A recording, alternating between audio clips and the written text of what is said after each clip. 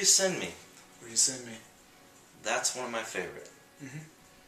That's one of my favorite. I'm very happy with the way that song turned And out. I can't actually even remember exactly what was going on when we played it.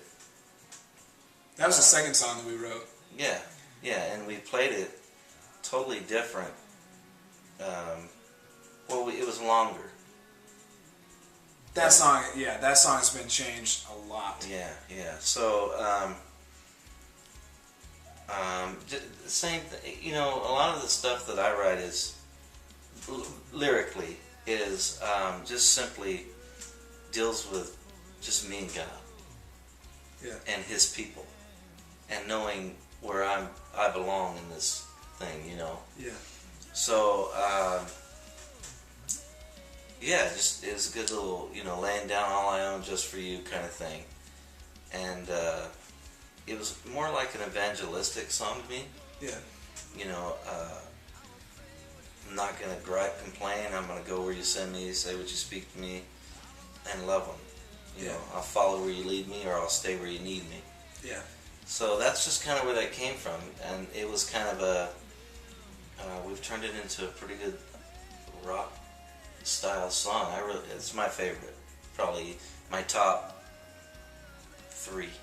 Yeah, that song turned out so cool. Like that was one of those songs where anyone who's written music knows that sometimes you have a song that just comes to you, it falls right in your lap in the heavens, and it's awesome and it's just so easy. And then you have songs that you have to hog tie and you have to go 12 rounds with it, to make it finally the way that it needs to be. And What You Send Me was kind of one of those songs. We recorded that song at a couple different studios. Yeah. We tried it just a bunch of different ways, and finally the way that it came out on the album ended up being the way that I think that when we first started writing it, it's the way that we really intended it to work it. And it just it flows really cool, and to this day, that song still ministers to me a lot, because it's something that I feel like we need to stay reminded of, especially being in ministry, which is, really what we do. We're musicians, but ministry is really our bag, and it really helps me. I'll listen to that, and I'll get jacked up when I start listening to that second verse. I spiritually, it really hits home to me a lot.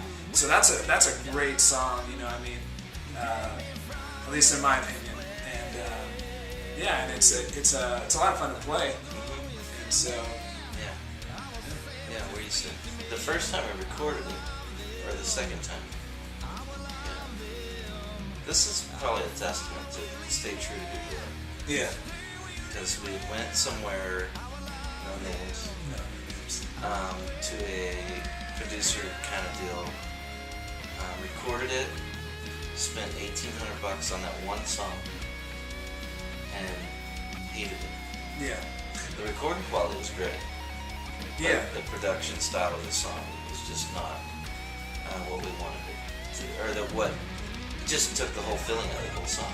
Well, and the tough thing about that was the fact that made the song almost not reach you guys, because I really wanted to kind of rebirth that song and bring it back, and everyone else was kind of still had the wind out of their sails from the last time that we had recorded it.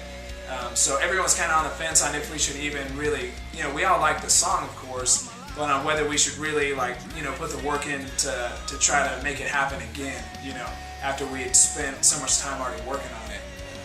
But now that we have, I think everyone is really glad that we did. 100%. Yeah, it's fantastic. I'm really proud of that song. So we'll go where you send us, right? Yeah, sure will. So I'll go where you send me.